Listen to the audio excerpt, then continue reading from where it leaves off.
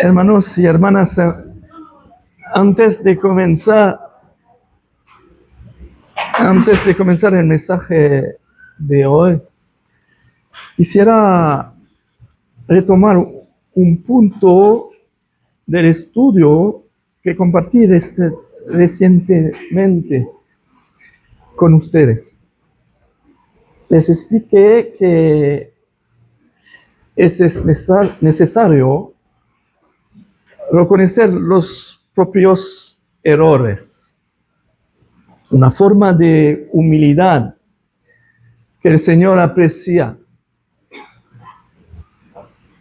Tras conversar con un hermano y analizar más a fondo el texto bíblico, me di cuenta de que había cometido un error de interpretación que deseo corregir hoy. Este es el estudio sobre la fiesta de la Pascua. Vimos que el Cordero Pascual en Éxodo 12 no era un sacrificio expiatorio, sino una prefiguración de Jesucristo, el Cordero de Dios sin mancha. Recordamos que el Éxodo es una imagen de nuestra vida cristiana. Egipto representa la esclavitud del pecado. El desierto, nuestra jornada diaria con sus pruebas. Y la tierra prometida, nuestra herencia eterna. También meditamos sobre la roca herida, que nos mostró a Cristo crucificado, dándonos el agua viva del Espíritu Santo. Y finalmente vimos la batalla contra Amalek, donde Josué anunció la victoria de Jesucristo en la cruz. Es sobre este último punto que quisiera corregir algo. Había sugerido que Moisés, con los brazos extendidos, sostenido por Hur y Aarón, podría hacernos pensar en la batalla del Dios Trino.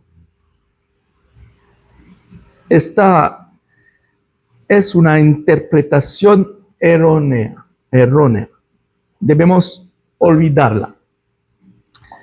Muchos cristianos tienden a ver una imagen de la Trinidad cuando ven a tres personas en una historia bíblica.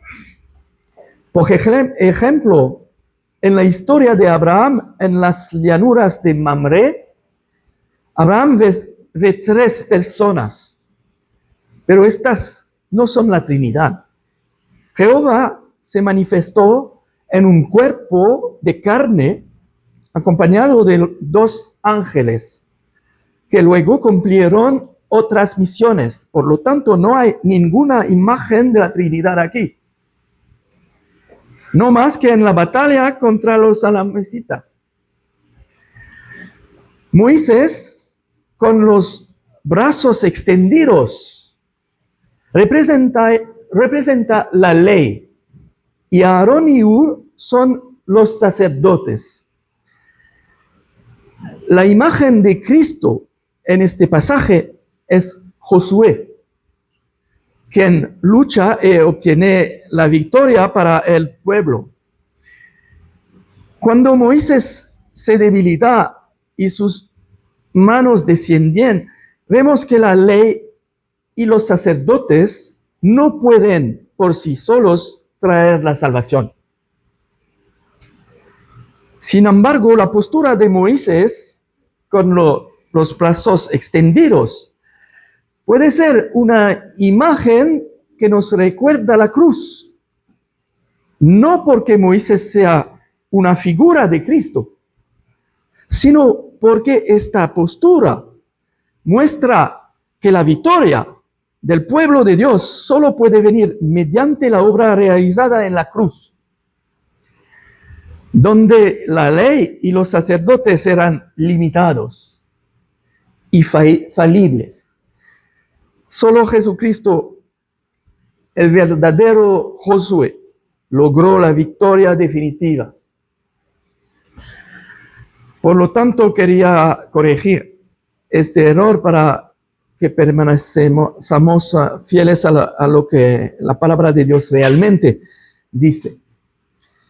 Gracias por su comprensión y paciencia.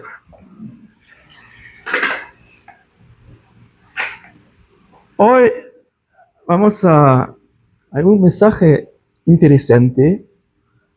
Todos los mensajes son interesantes. La Biblia enseña que desde la creación del mundo hasta el fin, los seres humanos solo pueden alcanzar la vida eterna mediante el amor, la gracia de Dios y la obra de nuestro Señor Jesucristo en la cruz.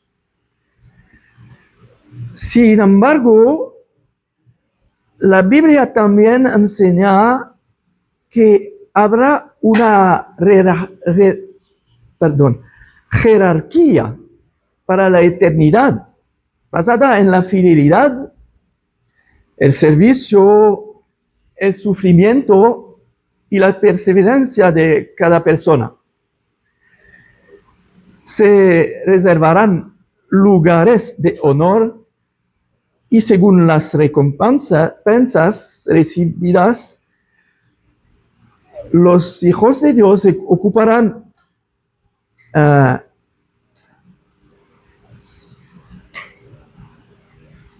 diferentes roles en el reino de Dios.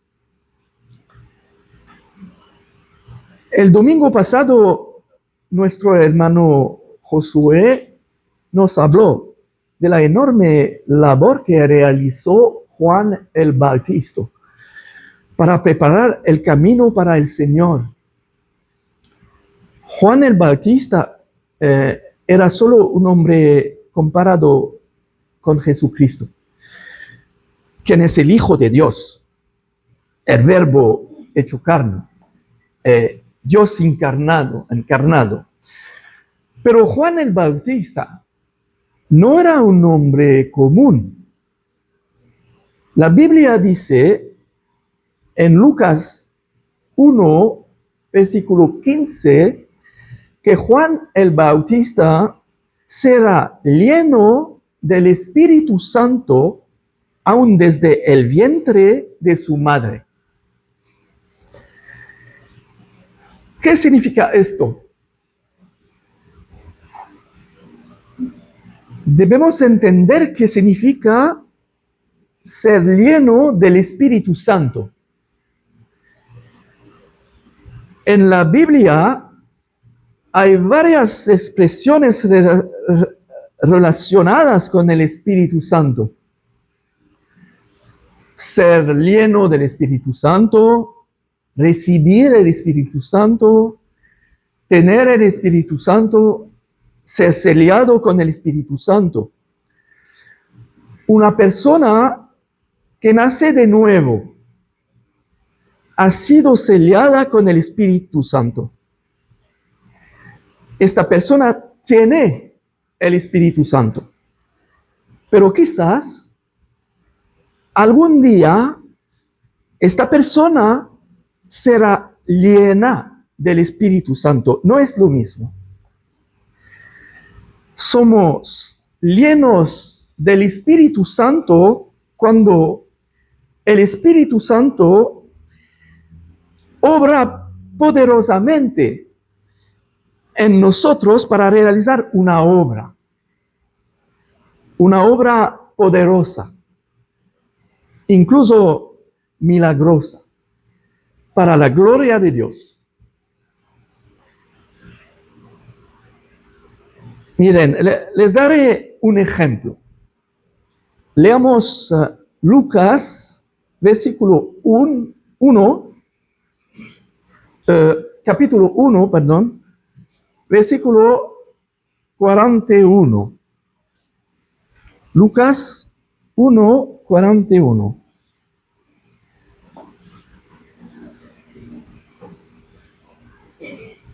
Y aconteció que cuando oyó Elizabeth la salutación de María, la criatura saltó en su vientre, y Elizabeth fue llena del Espíritu Santo.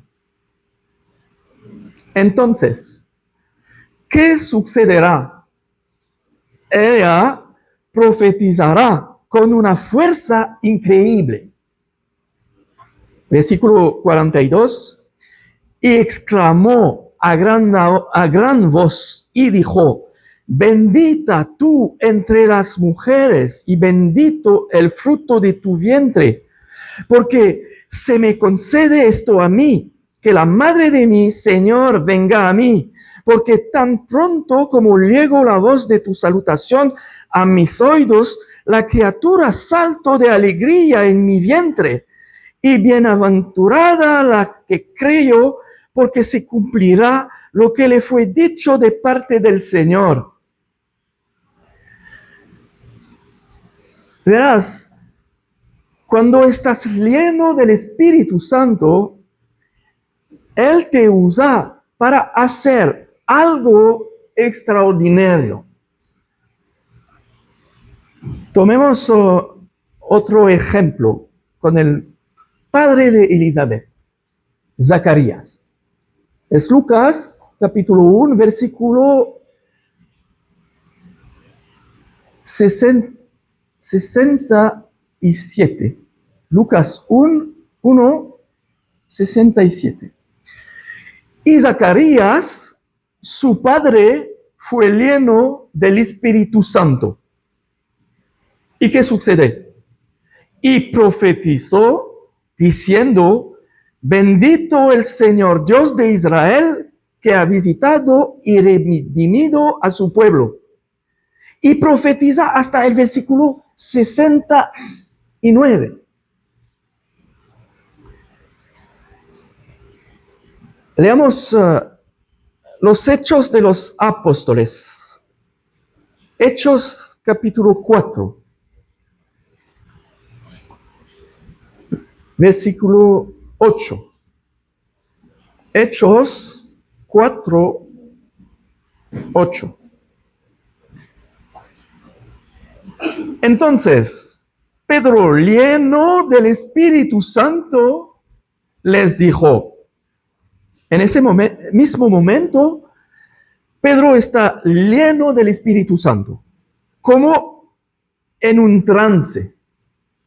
Dice: gobernantes del pueblo y ancianos de Israel, puesto que hoy se nos interroga acerca del beneficio hecho a un hombre enfermo, de qué manera éste haya sido sanado, sea notorio a todos vosotros y a todo el pueblo de Israel que en el nombre de Jesucristo de Nazaret, a quien vosotros crucificasteis y a quien Dios resucitó de los muertos, por él este hombre está en vuestra presencia sano. Este Jesús es la piedra reprobada por vosotros los edificadores, la cual ha venido a ser cabeza del ángulo. Y en ningún otro hay salvación, porque no hay otro nombre bajo el cielo dado a los hombres en que podamos ser salvos. Y los líderes religiosos, todos los ancianos de Israel, se asombraron al ver a Pedro predicar con tanto poder. Es importante entender que Pedro estaba arriesgando su vida a hacerlo en ese preciso momento. Versículo 13. Entonces, viendo el denuedo de Pedro y de Juan, se maravillaban. Al ver el denuedo de Pedro y Juan, se maravillaban porque los líderes religiosos los habían encarcelado el día anterior.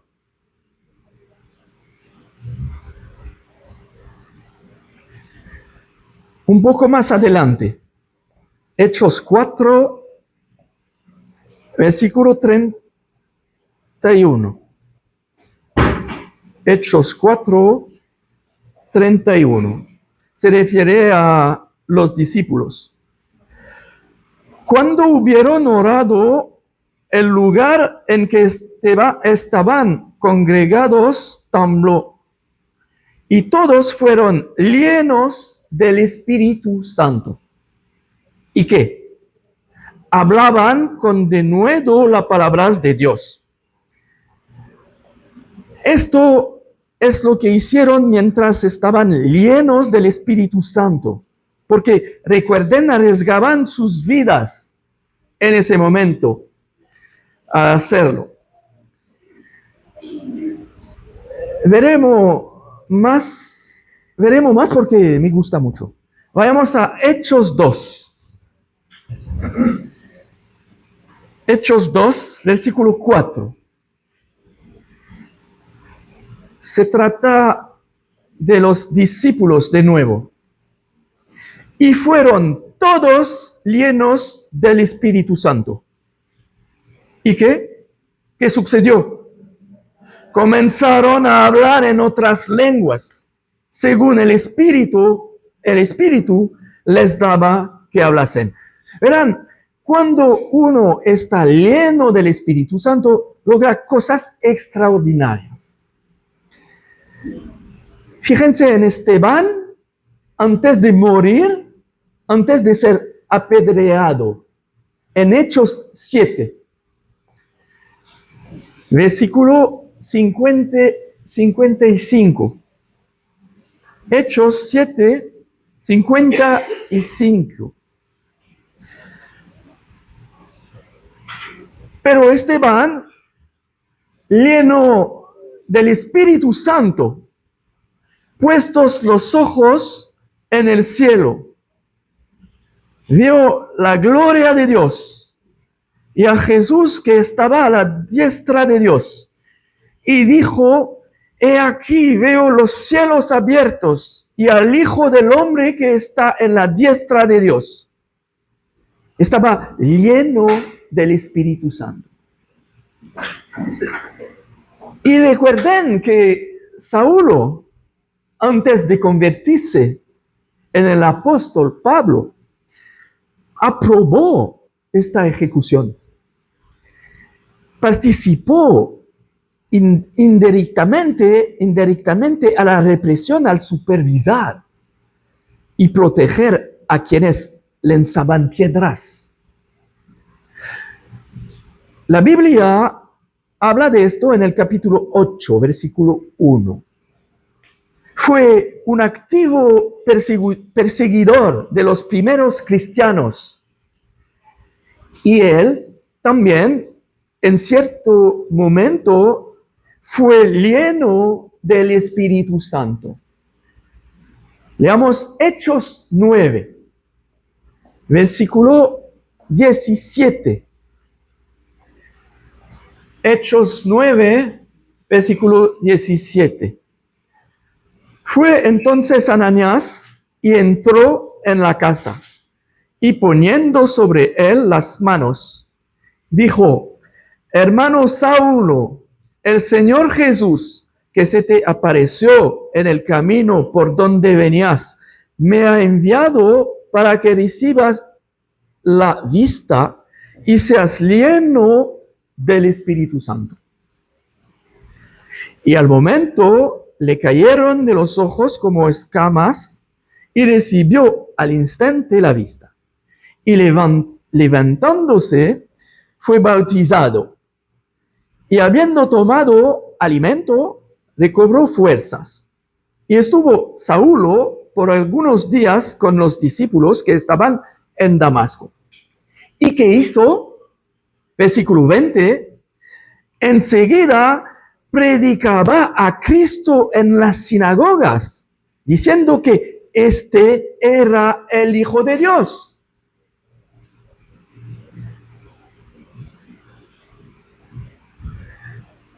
Miren a este mismo Pablo, lleno del Espíritu Santo, que va a realizar un milagro en Hechos 13, versículo 9. Hechos 13, versículo 9. Entonces, Saulo, que también es Pablo, lleno del Espíritu Santo, fijando en él los ojos, dijo: oh, lleno de todo engaño y de toda maldad, hijo del diablo, enemigo de toda justicia, no cesarás de transformar los caminos rectos del Señor. Ahora pues, aquí la mano del Señor está contra ti, y serás ciego, y no verás el sol por algún tiempo. Y inmediatamente cayeron sobre él obscuridad y tinieblas, y andando alrededor buscaba a quien le condujese de la mano. Cuando uno es lleno del Espíritu Santo, tiene la oportunidad de lograr cosas excepcionales para la gloria de Dios. Pero esto no ocurre solo en el Nuevo Testamento. En el Antiguo Testamento, algunos también fueron llenos del Espíritu Santo, como leeremos en Miqueas. Miqueas 3, versículo 8. En el Antiguo Testamento, Miqueas 3, versículo 8. Mas yo estoy lleno de poder del Espíritu de Jehová, y de juicio y de fuerza. Pero yo estoy lleno de poder del Espíritu del Señor.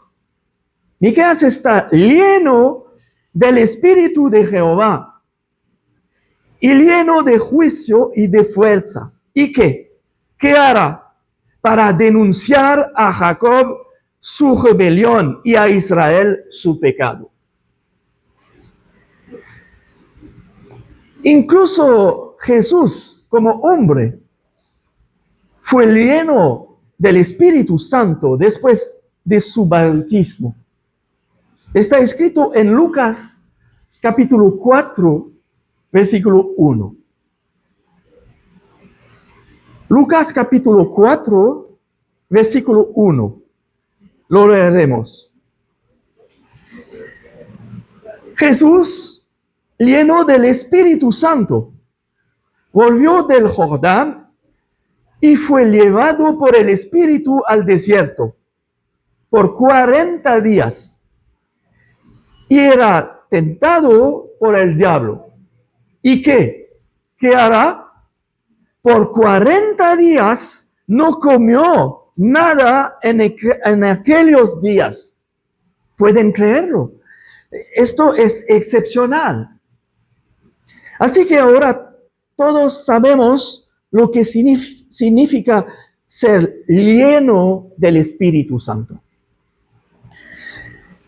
Y Lucas 1, 15 nos dice que Juan el Bautista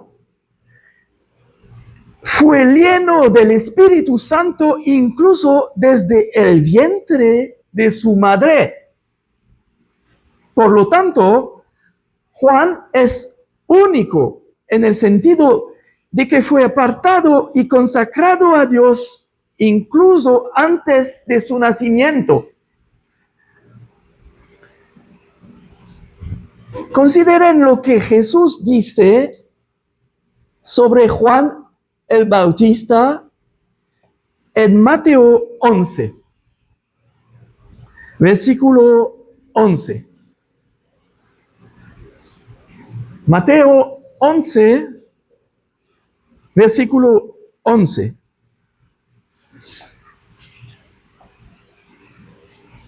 De cierto os digo, entre los que nacen de mujer, no se ha levantado otro mayor que Juan el Bautista. Pero el más pequeño en el reino de los cielos, mayor es que él. Primero que todo, me gustaría explicar qué es el reino de los cielos. En los evangelios encontramos dos expresiones. El reino de los cielos, principalmente en el evangelio de Mateo. Y reino de Dios en los evangelios de Marcos, Lucas y Juan. Al comparar los pasajes paralelos, vemos claramente que se trata del mismo reino. Ejemplo. Mateo 5, versículo 3. Mateo 5, versículo 3. Bienaventurados los pobres en espíritu, porque de ellos es el reino de los cielos. Y el mismo pasaje en Lucas 6, versículo 20. Lucas 6, versículo 20. Bienaventurados vosotros los pobres, porque vuestro es el reino de Dios. Mismo discurso, pero dos expresiones diferentes. Entonces, ¿por qué solo hablamos del reino de los cielos en el evangelio de Mateo? Porque Mateo escribe principalmente para los judíos. Ahora bien, los judíos tenían gran reverencia por el nombre de Dios y evitaban pronunciarlo directamente. A menudo decían cielo en lugar de Dios. Por lo tanto, reino de los cielos es una forma respetuosa y cultural de referirse al reino de Dios, sin diferencia de significado.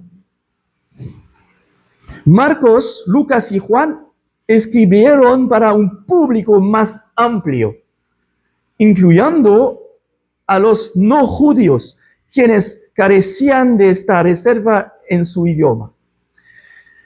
Por lo tanto, usan directamente la expresión reino de Dios. Así, reino de los cielos y reino de Dios designan claramente la misma realidad. El reinado de Cristo ya espiritualmente presente y que se manifestará plenamente en el milenio. Hoy, Juan el Bautista ha estado en la presencia del Señor durante 2000 años y ciertamente ocupa un buen lugar donde está. Pero cuando Jesús enseña y pronuncia estas palabras sobre Juan el Bautista en Mateo 11, Juan el Bautista aún vive en la tierra, trabajando para el Señor. ¿Y qué dice Jesús? De cierto os digo, entre los que nacen de mujer, no se ha levantado otro mayor que Juan el Bautista. Pero el más pequeño en el reino de los cielos, mayor es que él. Por lo tanto, con estas palabras, lo que Jesús quiere decir es que todo ser humano, incluso el más grande nacido en la tierra, como Juan el Bautista, sigue siendo inferior en estatus espiritual al más pequeño en el reino de los cielos. El más pequeño en este reino disfruta de privilegios espirituales mayores que los que Juan experimentó en su vida. El Antiguo Testamento nos habla de hombres de Dios que jugaron un papel muy importante.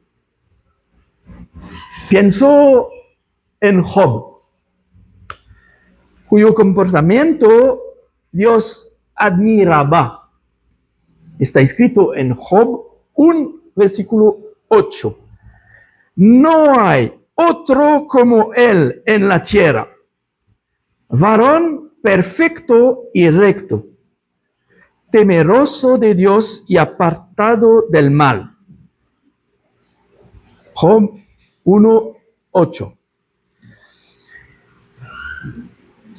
Enoc fue llevado sin experimentar el dolor de la muerte. Está en Génesis 5, versículo 24. Camino con Dios, le llevó Dios. Dios lo llevó. Y Hebreos 11, versículo 5, nos dice, tuvo testimonio de haber agradado a Dios. Había recibido testimonio de haber agradado a Dios. Esto no es poca cosa.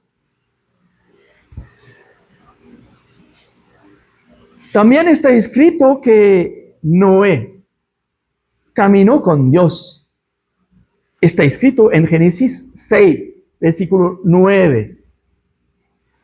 Noé, varón justo, era perfecto en sus generaciones. Con Dios caminó Noé. El profeta Elías hizo grandes cosas en la tierra y tuvo el privilegio de ser llevado como Enoc sin experimentar el dolor de la muerte. Y Abraham era amigo de Dios. Santiago 2:23 nos dice, fue llamado amigo de Dios.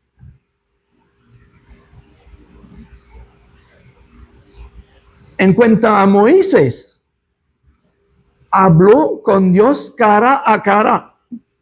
Está escrito en Deuteronomio 34, versículo 10. Está escrito, y nunca más se levantó profeta en Israel como Moisés, a quien haya conocido Jehová cara a cara.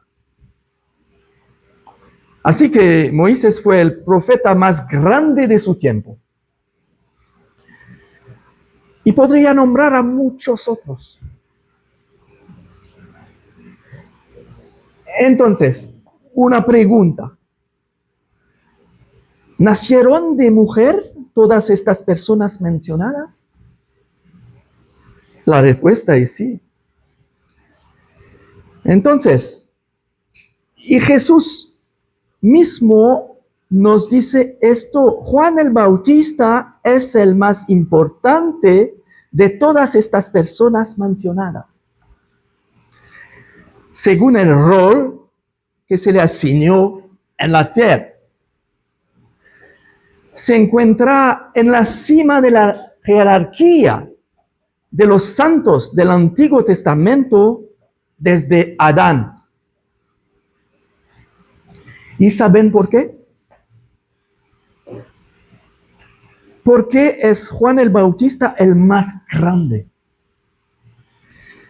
Porque durante su vida fue quien recibió el honor de ungir y preparar al Dios hombre. Vio a Dios encarnado y lo ungió para su ministerio. Este es un honor que no se había concedido a ningún otro profeta u hombre de Dios antes que él. Así que lo que debemos entender es que cuanto más cerca estés de Cristo, mayor será tu posición. Entonces, ¿cuál es la posición que tendrán estas personas que hemos mencionado en el reino de los cielos y nuestra posición entre estas personas? Porque según ciertos versículos, la Biblia sugiere que habrá diferencias en las recompensas para los creyentes en la eternidad y que se establecerá una especie de jerarquía entre ellos. Es como un ejército. En un ejército hay diferencias entre las personas.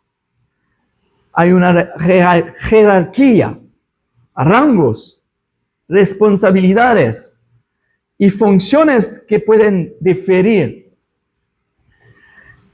En el reino de los cielos o en el reino de Dios, como se quiera llamar, parece ser lo mismo. Pero parece justificado hacer una distinción entre las recompensas y responsabilidades durante el reinado de 1000 años de Cristo, llamado el milenio, y lo que existirá en la eternidad después del juicio del gran trono blanco, en la tierra nueva y bajo los cielos nuevos. Durante el reinado milenial de Cristo, los creyentes glorificados reinarán con Cristo. Apocalipsis 20, versículo 4, dice: vivieron y reinaron con Cristo 1000 años. En 2 Corintios, capítulo 5, versículo 10, las recompensas otorgadas en el tribunal de Cristo antes del reinado milenario sirven para determinar el alcance de la autoridad descrita en Apocalipsis 2, versículo 26. Apocalipsis 2, versículo 26, dice: al que venciere y guardaré mis obras hasta el fin, yo le daré autoridad sobre las naciones. O en Lucas, capítulo 19, versículo 17, en la parábola de las minas, los fieles recibirán autoridad sobre 10 ciudades y otros sobre 5. Estas recompensas parecen estar vinculadas al gobierno mundial durante el milenio, en un periodo aún marcado por el pecado entre los sobrevivientes de las naciones. Aunque Satanás y los demonios estén atados al abismo en ese momento. Pero Apocalipsis 20, versículo 11-15, nos dice que después del juicio en el gran trono blanco, Satanás, la muerte, el Hades, la bestia y los incrédulos son arrojados al lago de fuego. Y Dios crea una nueva tierra y nuevos cielos, como está escrito en Apocalipsis 21, versículo 1. Quisiera aclarar algo sobre esta nueva tierra y estos nuevos cielos. No creo que debamos creer que la tierra será destruida. No desaparecerá. Simplemente será renovada, purificada. Al igual que el cielo, pero será la misma tierra. Eso es lo que pienso. Cada uno puede pensar lo que quiera. ¿Sabes? Cuando naces de nuevo y te conviertes en una nueva criatura, ese es lo que dice. Sigues teniendo el mismo cuerpo, ¿verdad? Es una nueva criatura, pero el mismo cuerpo. Recuerden que el diluvio destruyó todo en la tierra y solo 8 personas se salvaron. Y el nuevo comienzo para la humanidad tuvo lugar en la misma tierra. Es este razonamiento el que me lleva a creer que la nueva tierra será la misma, pero renovada y purificada. Apocalipsis 21 nos dice que ya no hay maldición, ni muerte, ni pecado en esta nueva tierra. Esto está escrito en el versículo 4 del capítulo, pero también en el capítulo 22, versículo 3. Y así, en esta eternidad perfecta, todos los creyentes están en un estado glorificado, inmortal e incorruptible.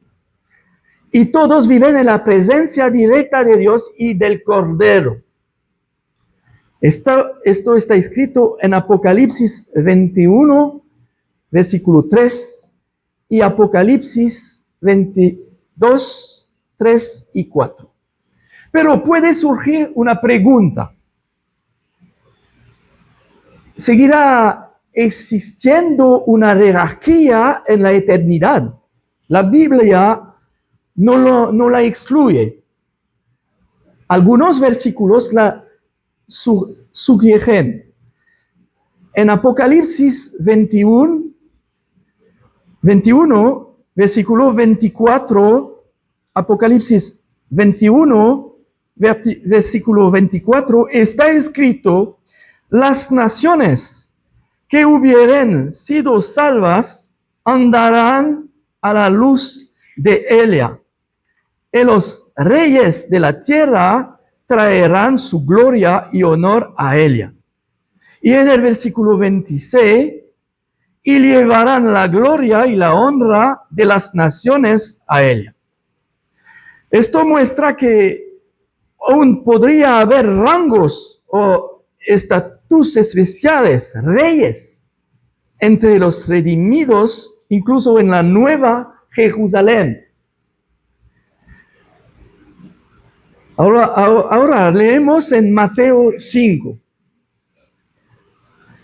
Mateo 5, versículo 19. Mateo 5, 19. De manera que cualquiera que quebrante uno de estos mandamientos muy pequeños y así enseñe a los hombres, muy pequeño será llamado en el reino de los cielos. Mas cualquiera que los haga y los enseñe, este será llamado grande en el reino de los cielos. Y hay un pasaje en Daniel 12, versículo 3. Los entendidos resplandecerán como el resplandor del firmamento, y los que enseñan la justicia a la multitud como las estrellas a perpetua eternidad. Estos versículos no tienen límites temporales claros. También pueden aplicarse a la eternidad. Y Pablo nos dice en 1 Corintios, capítulo 15, Primero Corintios capítulo 15, versículo 41-42. Es muy importante. Primero Corintios capítulo 15, versículo 41-42. Una es la gloria del sol, otra la gloria de la luna y otra la gloria de las estrellas. Pues una estrella es diferente de otra en gloria. Así también es la resurrección de los muertos. Esto podría sugerir diferencias en gloria o resplandor eterno entre los creyentes. Así que ahora vayamos a la pregunta que nos interesa. ¿Cuál sería el lugar de Juan el Bautista? En el reino de los cielos, algunos tendrán rangos más altos que otros. Podemos nosotros mismos, cuando estemos en la eternidad, situarnos en relación con estos hombres de Dios mencionados anteriormente. Es una pregunta interesante. Les planteé esta pregunta a unos hermanos y hermanas en Francia. Les pregunté, ¿cómo te ves en el reino de los cielos junto a Moisés? El hermano respondió, me siento muy pequeño. A otro le pregunté, ¿y tú? Comparado con Abraham. El hermano respondió, bueno, soy insignificante. ¿Y tú? Comparado con Juan el Bautista. Ni siquiera existo comparado con él, me dijo el hermano. Estas son las respuestas que recibí. Y creo que si las hiciera aquí, seguramente recibiría el mismo tipo de respuestas. Lo creo. Porque no es diferencia en Francia y en España, es el mismo. Así que creo que lo debemos entender. Es que Juan el Bautista murió antes de que Jesús muriera en la cruz, que resucitó, que ascendió al cielo para rociar su sangre para la redención y que envió al Espíritu Santo a morar en los corazones de los creyentes. Y todos los que han recibido este Espíritu Santo, que han sido sellados con el Espíritu Santo, han llegado a ser parte del reino de Dios en la tierra. La iglesia es la esposa de Cristo. Y Juan el Bautista dice una cosa muy importante. Es en Juan capítulo 3. Juan capítulo 3, versículo 29. Juan capítulo 3.